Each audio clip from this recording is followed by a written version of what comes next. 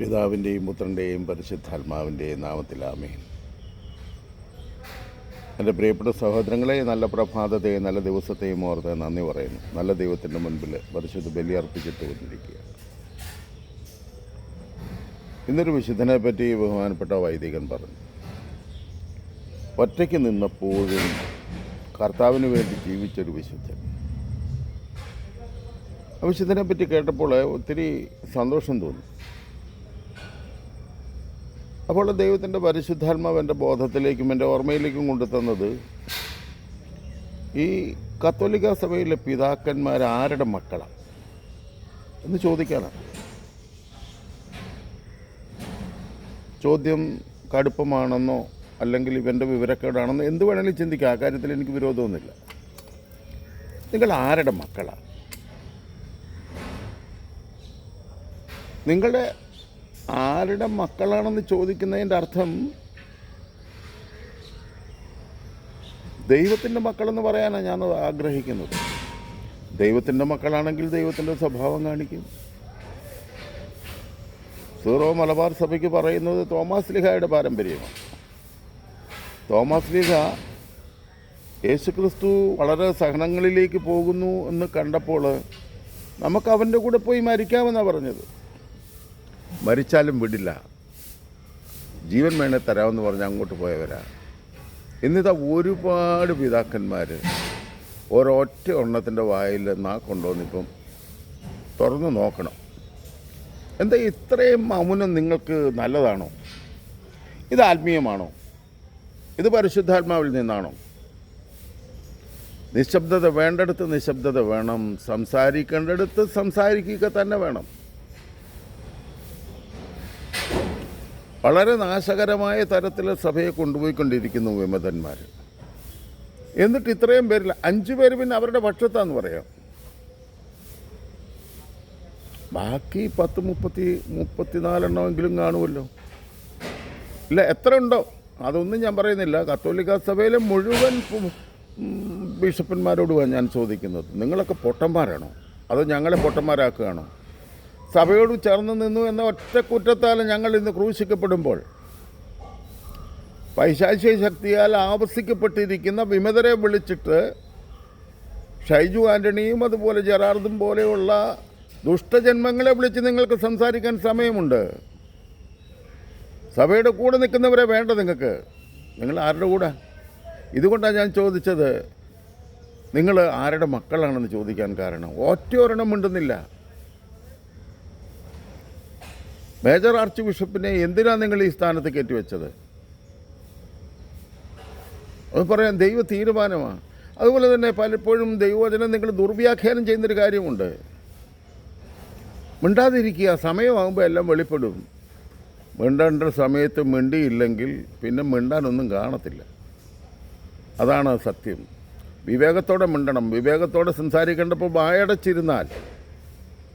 പിതാക്കന്മാരെ, നിങ്ങൾ ഏത് തരത്തിലാണെന്ന് ഞങ്ങൾക്ക് മനസ്സിലാകുന്നില്ല. ഇത്രയും വലിയ കൊടിയ തിന്മ നടന്നിട്ടും ഇവിടെ ഇതിനെതിരെ സംസാരിക്കുന്ന ഒറ്റ പിതാവ് പോലും വാ തുറന്നില്ല എന്ന് പറയുന്നത് ഞങ്ങളെ അത്ഭുതപ്പെടുത്തുകയാണ്. നിങ്ങൾക്ക് കിട്ടിയ ഇത്രയും അഭിഷേകം ഒരാത്മാവിന് കിട്ടിയിരുന്നെങ്കിൽ ഉറപ്പ് അവൻ ഈ സഭയെ നേരായ വഴിയിൽ കൊണ്ടുപോയേനെ.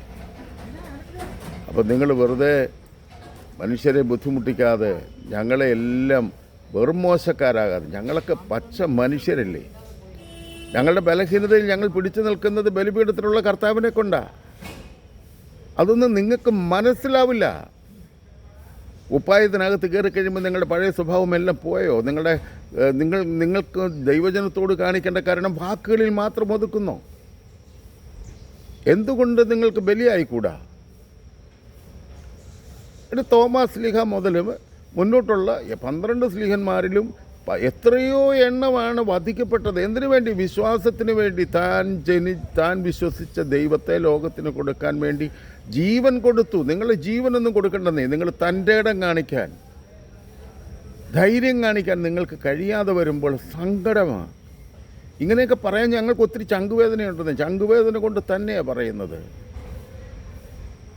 നിങ്ങൾ പിതാക്കന്മാരാണെങ്കിൽ നിങ്ങൾ പിതാക്കന്മാരായി തന്നെ ജീവിക്കാൻ നിങ്ങൾക്ക് സാധിക്കണം. വേണ്ടാന്ന് പറയേണ്ടടുത്ത് വേണ്ടാന്ന് പറയണം.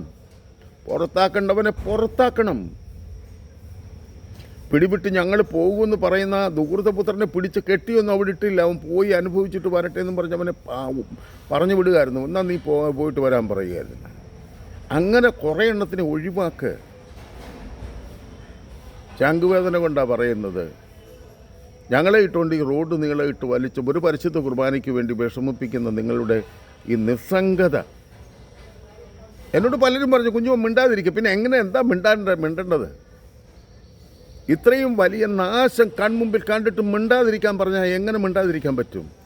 നിങ്ങൾക്ക് മിണ്ടാതിരിക്കാൻ പറ്റും, ഞങ്ങൾക്ക് മിണ്ടാതിരിക്കാൻ പറ്റില്ല. കാരണം ഞങ്ങൾ നിത്യനാശത്തിലേക്ക് പോകാതിരിക്കാനുള്ള ആഗ്രഹം കൊണ്ടാണ് ഞങ്ങൾ നിൽക്കുന്നത്. എങ്ങനെയെങ്കിലും പോകാനാണ് നിങ്ങളെപ്പോലുള്ളവർക്ക് പറ്റും. ഞങ്ങൾക്കത് പറ്റില്ല. ജീവിക്കണമെങ്കിൽ ദൈവം വേണം, ദൈവവിശ്വാസം വേണം, ദൈവത്തോട് ചേർന്നുള്ളൊരു ജീവിതം വേണം. ഞങ്ങളുടെ തകർന്ന ജീവിതങ്ങളെ ഞങ്ങൾ ബലപ്പെട്ട് ജീവിക്കുന്നത് ഈ കുരിശിലെ ബലി കണ്ടിട്ടാണ്.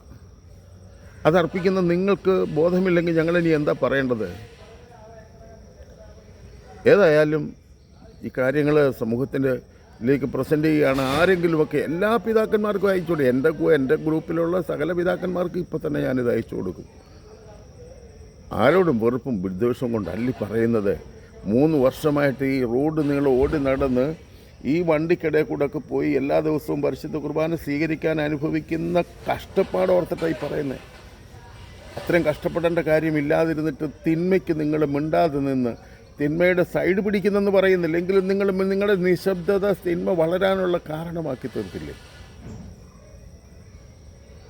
എൻ്റെ പ്രിയപ്പെട്ട സഹോദരങ്ങളെ, അതുകൊണ്ട് ഇതൊക്കെ എല്ലാവരും എല്ലാ പിതാക്കന്മാർക്കും ഒന്ന് അയച്ചു കൊടുക്കണമെന്ന് പ്രത്യേകമായിട്ട് വിനീതമായിട്ട് അപേക്ഷിക്കുന്നു. ആമേൻ. ഇതിന് എതിരായിട്ടുള്ള നല്ല കമൻറ്റുകൾ നിങ്ങളിട, നല്ല കമൻറ്റുകളിട. എന്നെക്കുറിച്ച് തെറി പറഞ്ഞാലൊന്നും ഞാൻ ഈ കാര്യത്തിൽ നിന്ന് പുറകോട്ട് പോവില്ല. കാരണം എനിക്ക് നിത്യരക്ഷയാ വലുത്, അല്പരക്ഷയല്ല നിത്യരക്ഷ. ആമേൻ.